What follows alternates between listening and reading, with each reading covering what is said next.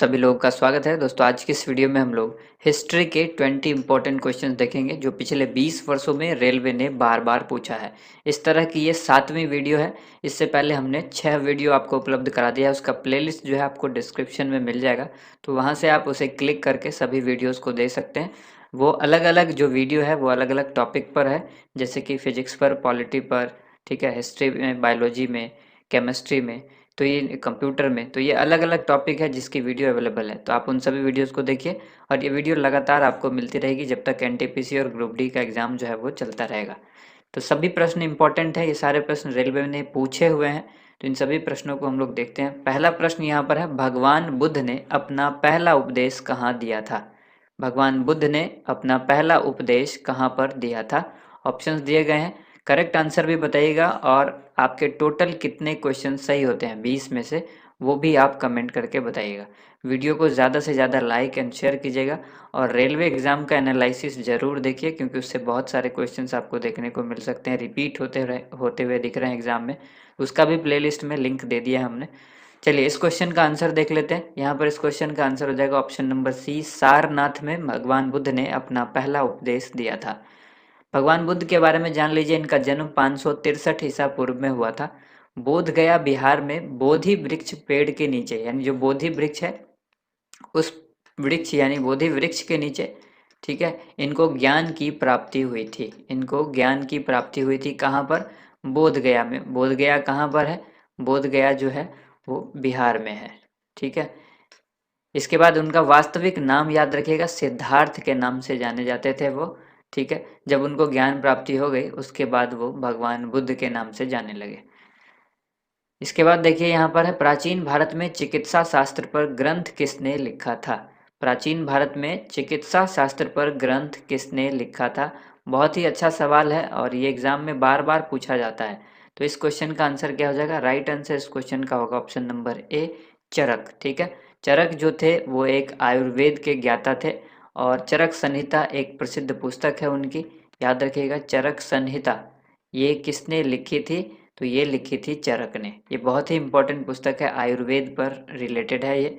और इसमें जो है ये बताया गया रोग निरोधक क्षमता जो है वो रोग निरोधक क्षमता किस तरह से बढ़नी चाहिए, क्या क्या है, वो सारी डिटेल उसके अंदर है।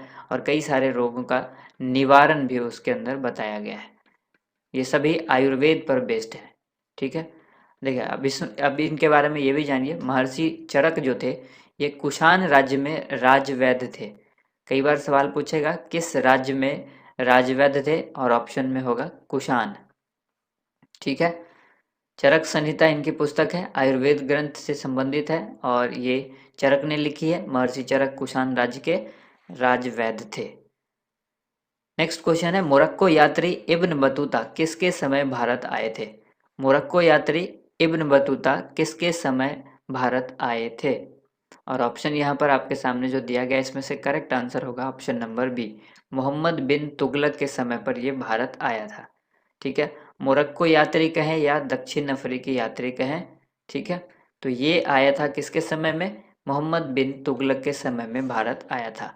यहाँ पर याद रखिए मोहम्मद बिन तुगलक के बारे में हम लोग कुछ जानते हैं। तुगलक वंश का शासक था, ठीक है। तुगलक वंश का जो पहला शासक था वो कौन था? गयासुद्दीन तुगलक। इसी को हम लोग संस्थापक भी कहते हैं। तो तुगलक वंश के संस्थापक का नाम क्या हो गया? गयासुद्दीन तुगलक, जो कि पहला शासक था तुगलक वंश का। और इसी का बेटा था कौन? मोहम्मद बिन तुगलक। गयासुद्दीन तुगलक के पुत्र का नाम था मोहम्मद बिन तुगलक, जिसके शासन में इब्न बतूता भारत आया था। इस तरह से आपको याद हो जाएगा जो चीज़ें यहाँ पर बता रहा हूँ डिटेल में। मोहम्मद बिन तुगलक का जो वास्तविक नाम था वो उलूग खान था, ठीक है। उलूग खान याद रखिएगा, पहले ये उलूग खान के नाम से जाना जाता था। बाद में इसने अपने नाम को मोहम्मद बिन तुगलक की उपाधि लेकर के मोहम्मद बिन तुगलक के नाम से ये जाना जाने लगा। इसके बाद देखिए नेक्स्ट क्वेश्चन यहाँ पर है, विजयनगर साम्राज्य की स्थापना किसने की थी? विजयनगर साम्राज्य की स्थापना किसने की थी? और ऑप्शंस यहाँ पर दिए गए हैं। इनमें से करेक्ट आंसर जो होगा ऑप्शन नंबर बी, हरिहर बुक्का। विजयनगर साम्राज्य की स्थापना किसने की थी? हरिहर बुक्का ने की थी। और यहाँ पर आपको याद रखना है विजयनगर जो वर्ड है इसका अर्थ क्या होता है? विजयनगर का शाब्दिक अर्थ होता है जीत का शहर, ठीक है। जीत का शहर इसका शाब्दिक अर्थ होता है। और विजयनगर साम्राज्य की जो स्थापना हुई थी, ये किसने की थी? हरिहर बुक्का ने। कब की थी? 1336 ईस्वी में। ठीक है, 1336 ईस्वी में इन्होंने इसकी स्थापना की थी। और किसने? हरिहर एवं बुक्का, ये दोनों जो है वो भाई थे। नेक्स्ट क्वेश्चन यहाँ पर देखिए, सती प्रथा के खिलाफ किस मुगल शासक ने कदम उठाए थे? सती प्रथा के खिलाफ किस मुगल शासक ने कदम उठाया था? तो यहाँ पर बहुत इंपॉर्टेंट सवाल है ये आपके लिए। इस क्वेश्चन का राइट आंसर हो जाएगा Akbar, option number D. Akbar ने सती प्रथा के खिलाफ जो है वो कदम उठाए थे। इसमें आपको डिटेल में ये जानना है कि सती प्रथा के बारे में जो है, राजा राम मोहन राय के प्रयास से सती प्रथा का जो है वो अंत हुआ था। किसके प्रयास से? राजा राम मोहन राय के। क्या थे ये? समाज सुधारक की श्रेणी में आते हैं, समाज सुधारक। और इन्होंने सती प्रथा के अंत में बहुत योगदान दिया है। ठीक है, सती प्रथा का अंत करने में उनका योगदान काफ़ी था। अब सवाल पूछेगा कि किस अंग्रेज वायसराय ने जो है सती प्रथा का अंत किया था या उस पर रोक लगाई थी? तो ये भी इम्पोर्टेंट है, इसीलिए अंग्रेजी वायसराय लॉर्ड विलियम बेंटिक, याद रखिएगा। विलियम बेंटिक ने 1829 में 1829 में सती प्रथा पर रोक लगा दी थी।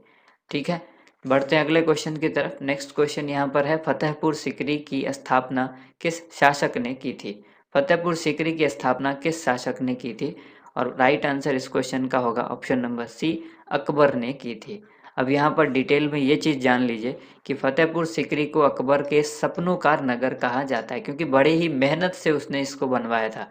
ठीक है, बहुत ही लगन के साथ उसको इसने बनवाया था फतेहपुर सीकरी शहर को। और फतेहपुर सीकरी को अकबर ने सन 1569 में बसाया था। कब? 1569 में। बुलंद दरवाजा का निर्माण 1601 ईस्वी में अकबर ने गुजरात पर मिली अपनी जीत की खुशी में बनवाया था। ये क्वेश्चन आरआरबी एनटीपीसी 2020 में पूछा गया है। ठीक है, यानी जिसका एग्जाम अभी चल रहा है, इसी में फर्स्ट फेज के एग्जाम में ही ये क्वेश्चन जो है वो पूछा गया है। बुलंद दरवाजा का निर्माण 1601 ईस्वी में अकबर ने गुजरात पर मिली जीत की खुशी में बनवाया था। अब यहाँ पर आपको ये याद रखना है कि बुलंद दरवाज़ा कहाँ पर है? फतेहपुर सीकरी में ही है। फतेहपुर सीकरी को किसने बसवाया? तो ये बसवाया, अकबर ने बसाया, और 1569 में बसाया। ठीक है, यहाँ पर ये तीन चीज़ें आपको याद रखनी थी। अगला प्रश्न है, जहांगीर का जो मकबरा है वो कहाँ पर है? जहांगीर के मकबरा जो है वो किस जगह पर है? ऑप्शन दिए गए हैं यहाँ पर 4, लाहौर, आगरा, श्रीनगर या फिर दिल्ली। तो राइट आंसर हो जाएगा ऑप्शन नंबर ए। ठीक है, जहांगीर का जो मकबरा है वो लाहौर में है। लाहौर वर्तमान में कहाँ पर है? पाकिस्तान में है। जहांगीर का जो जन्म है वो कहाँ हुआ था? फतेहपुर सीकरी में हुआ था। ठीक है, क्यों? अब ये जान लीजिए कि ये इनको फतेहपुर सीकरी में, क्योंकि ये अकबर के पहले बेटे थे और अकबर जो है वो उस वक्त फतेहपुर सीकरी में रहते थे। ठीक है, तो वहाँ पर जहांगीर का दूसरा नाम जो आपको याद रखना है वो सलीम है। ठीक है, सलीम के नाम से कौन जाने जाते हैं? सवाल ये पूछा जाता है कि सलीम के नाम से किस मुगल शासक को जाना जाता है? तो आपको याद रखना होगा उनका नाम होगा जहांगीर। ठीक है, अब जहांगीर अकबर के उत्तराधिकारी थे। जहांगीर के शासनकाल को चित्रकला का स्वर्ण काल भी कहा जाता है। सवाल इस तरह से भी पूछा जा सकता है, चित्रकला का स्वर्ण युग जो है वो किसको कहा जाता है? किसके काल को? तो आपको याद रखना हो किसके शासनकाल को? जहांगीर के शासनकाल को चित्रकला का स्वर्ण युग कहा जाता है। सवाल इस तरह भी पूछा जाता है कि जहाँ किस शासक को चित्रकारी जो है वो काफ़ी पसंद थी। ठीक है, तो आंसर हो जाएगा जहांगीर। अगला प्रश्न जो यहाँ पर है, प्रश्न वो है, अंग्रेजों के द्वारा सबसे पहला कारखाना भारत में किस जगह स्थापित किया गया था? अंग्रेजों के द्वारा सबसे पहला कारखाना भारत में जो है सूरत में स्थापित किया गया था। तो ऑप्शन सी यहाँ पर राइट आंसर होगा। अगला प्रश्न देखिए, यहाँ पर अगला प्रश्न है, गेटवे ऑफ इंडिया का निर्माण कब शुरू हुआ था? तो गेटवे ऑफ इंडिया का निर्माण कब हुआ था? शुरू हुआ पूछा ये गया है। ठीक है, तो राइट आंसर इसका हो जाएगा ऑप्शन नंबर बी, 1911। ठीक है, यहाँ पर आपको याद रखना है कि ये कहाँ पर है? मुंबई में है, मुंबई महाराष्ट्र में है। इसको ब्रिटिश वास्तुकार जॉर्ज विटेट ने डिज़ाइन किया था। सवाल पूछा जाता है कि गेटवे ऑफ इंडिया का जो डिज़ाइन है वो किसने किया था? तो जॉर्ज विटेट इसका आंसर हो जाएगा। गेटवे ऑफ इंडिया की आधारशिला जो है 31 मार्च 1911 को रखी गई थी। ठीक है, तो आधारशिला की बात पूछी गई, यानी निर्माण जो है वो शुरू कब किया गया था? 1911 में। और ये जो कंप्लीट हुआ था 1924 में बनकर तैयार हुआ था। तो क्वेश्चन अलग अलग तरीके से पूछा जा सकता है, निर्माण कार्य समाप्त कब हुआ या बनकर तैयार कब हुआ गेटवे ऑफ इंडिया, फिर 1924 आंसर होगा। और अगर जब शुरू कब हुआ ये पूछा गया तो फिर 1911 आंसर होगा। इसका डिज़ाइन जो है वो किसने किया, जॉर्ज विटेट ने, जो कि ब्रिटिश वास्तुकार थे, और ये कहाँ पर स्थित है, मुंबई में। अगला प्रश्न है, स्थानीय स्वशासन के जनक किसे कहा जाता है। स्थानीय स्वशासन के जनक किसको कहा जाता है, राइट आंसर हो जाएगा option number C, Lord Ripon. ठीक है। 73वां, इसी से संबंधित दो चीजें हैं जो आपको याद रखनी है, 73वां संविधान संशोधन और 74वां संविधान संशोधन। ठीक है। 73वां संवैधानिक संशोधन जो हुआ था, इसमें ग्रामीण स्थानीय सरकार से संबंधित है। ठीक है, ये किससे संबंधित है, ग्रामीण स्थानीय सरकार से संबंधित है, जिन्हें पंचायती राज संस्थाओं के रूप में जाना जाता है, यानी पंचायती राज से संबंधित है 73वां संविधान संशोधन। और 74वां संविधान संशोधन जो है ये किससे है, ये शहरी स्थानीय सरकार से संबंधित है, जिसको नगर पालिका कहा जाता है। तो आपको याद रखना है नगर पालिका किस संविधान से संशोधन से संबंधित है, 74वें। और अगर आपसे पूछा जाए कि पंचायती राज संस्थान जो है वो किस संवैधानिक संशोधन से है, तो आंसर होगा 73वां। ठीक है। स्थानीय स्वशासन के जनक किसको कहेंगे, लॉर्ड रिपन, यानी ऑप्शन नंबर सी। अगला प्रश्न है, किस गवर्नर जनरल ने खुद को बंगाल का शेर कहा है। किस गवर्नर जनरल ने खुद को बंगाल का शेर कहा, और ये क्वेश्चन बहुत अच्छा है, इसका राइट आंसर लॉर्ड वेलेस्ली होगा, ऑप्शन नंबर ए इस क्वेश्चन का राइट आंसर होगा। अगला प्रश्न है, इनमें से किसे 1857 की क्रांति में भाग नहीं लिया। इनमें से किसने 1857 की जो क्रांति या स्वतंत्रता संग्राम कहें, तो इसमें भाग नहीं लिया, ऐसे व्यक्ति का नाम बताना है। चार ऑप्शन दिए गए हैं, करेक्ट आंसर इसमें से हो जाएगा option number B, Bhagat Singh. ठीक है, कुंवर सिंह ने भाग लिया था, नाना साहब ने भाग लिया था, तात्या टोपे ने भाग लिया था। अच्छा, सवाल कई बार ये भी पूछा जाता है कि 1857 की क्रांति में बिहार से किसने भाग लिया था, ये बहुत अच्छा सवाल होता है और एग्जाम में अक्सर पूछा जाता है। तो कुंवर सिंह का नाम आपको याद रखना है। कुंवर सिंह का नाम याद रखना इसलिए है क्योंकि इन्होंने इसी के में इनको जब इनके बाह में गोली लगी थी हाथ में, तो इन्होंने अपने हाथ को अपनी खुद की तलवार से काट के गंगा नदी में फेंक दिया था। ठीक है, गंगा नदी में जो है वो बहा दिया था अपने उस हाथ को। तो ये बहुत इंपॉर्टेंट है, ऐसे वीर थे ये, इसलिए इनका नाम याद रखना है और ये सवाल इंपॉर्टेंट है, इसलिए सवाल पूछा जाता है। अगला सवाल यहाँ पर है, भारत के वयोवृद्ध व्यक्ति के रूप में किसे जाना जाता है। भारत के वयोवृद्ध व्यक्ति के रूप में किनको जाना जाता है, आंसर होगा दादा भाई नौरोजी, ऑप्शन नंबर डी इस क्वेश्चन का राइट आंसर होगा। इसके बाद यहाँ पर क्वेश्चन है, भारतीय राष्ट्रीय कांग्रेस की प्रथम महिला अध्यक्ष कौन थी। तो भारतीय राष्ट्रीय कांग्रेस की पहली महिला अध्यक्ष पूछा गया है। ठीक है, यहाँ पर राइट आंसर इस क्वेश्चन का होगा Annie Besant, option number C. यहाँ पर आपको याद रखना है एनी बेसेंट भारतीय राष्ट्रीय कांग्रेस की अध्यक्ष जो कब बनी थी, 1925 में बनी थी। पहली तो थी लेकिन बनी कब थी, 1925 में। और भारतीय राष्ट्रीय कांग्रेस की स्थापना कब हुई थी, इसकी स्थापना 1885 ईस्वी में हुई थी। तो राइट आंसर हो जाएगा option number C. Next question है, गदर पार्टी का मुख्यालय कहाँ पर है, कहाँ था। तो गदर पार्टी का मुख्यालय कहाँ पर था, कराची, सैन फ्रांसिस्को, बर्लिन या फिर मॉस्को। तो राइट आंसर हो जाएगा option number B, San Francisco में गदर पार्टी का मुख्यालय यानी हेडक्वार्टर था। इसके बाद यहाँ पर आपको ये याद रखना है कि गदर पार्टी की जो स्थापना है वो कब हुई थी, 15 जुलाई 1913 ईस्वी को हुई थी। नेक्स्ट क्वेश्चन है, मॉन्टेग्यू चेम्सफोर्ड सुधार किस वर्ष पारित हुआ था। मॉन्टेग्यू चेम्सफोर्ड सुधार जो है ये किस वर्ष पारित हुआ था। तो राइट आंसर इसका हो जाएगा ऑप्शन नंबर सी, 1919 में पारित हुआ था। नेक्स्ट क्वेश्चन है, गांधी जी ने 1919 में किसके विरोध में सत्याग्रह चलाया था। गांधी जी ने 1919 में जो सत्याग्रह चलाया था वो किसके विरोध में चलाया था। तो आंसर हो जाएगा रॉलेट एक्ट, यानी ऑप्शन नंबर डी इस क्वेश्चन का राइट आंसर होगा। अच्छा, आपको ये भी याद होना चाहिए कि जो जालियांवाला बाग हत्याकांड है ये कब हुआ था, 13 अप्रैल 1919 को हुआ था। ठीक है, तो रॉलेट एक्ट के विरोध में जो है इन्होंने ये क्या किया था, सत्याग्रह चलाया था।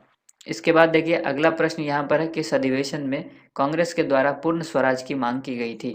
तो कांग्रेस के द्वारा किस अधिवेशन में पूर्ण स्वराज की मांग की गई, करेक्ट आंसर होगा ऑप्शन नंबर सी, लाहौर अधिवेशन में, जो कि 1929 में हुआ था।